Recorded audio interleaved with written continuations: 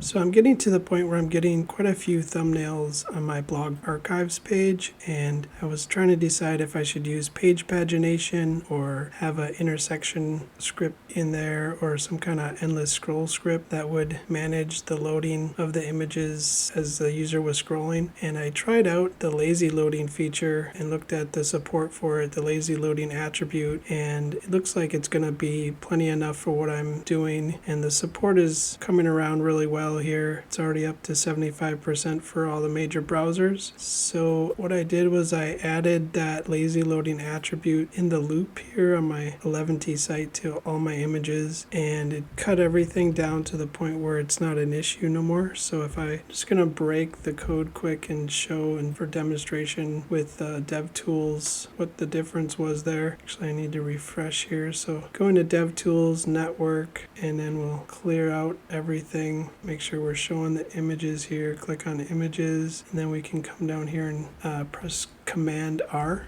and start recording. And here we have everything loading. All the images are loading, and it's adding up to 2 megabytes and 5 seconds. The big thing is this megabytes here is we're having the user download all those images. Even if they weren't scrolling down to see them all, they would still have to download them. And especially if they were to just click across all the different categories, they're having to get each one of those pages full of images. So adding in the loading lazy solved that problem by just putting that in the image tag. So now if we come back to the DevTools and do a new recording, and we can get a better view here and see. Now we're just downloading the first few in the viewport, and it's cut it down to a half a megabyte and 600 kilobytes. That's quite a considerable difference.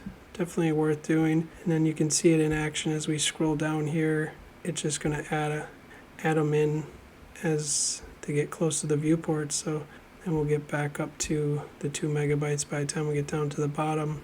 So that was a really easy fix there. I also wanted to just go into the waterfall here a little bit and look at the content that's getting downloaded. This blue bar is what we're looking at for when the data hits the browser and gets sent to the user. I want to make sure there's not a significant delay here. And up until this point, this is all server and backend until we get up to the waiting time to first byte, this green bar here. I'm on localhost, so I'm not going to worry about this. I'm just kind of double checking these a little bit and seeing that this blue bar in the waterfall isn't getting too big on any certain image. So there you go. You can get a quick overview with the Chrome DevTools and adding lazy loading to your image tag to solve any downloading data issues that you might have for pages with lots of images.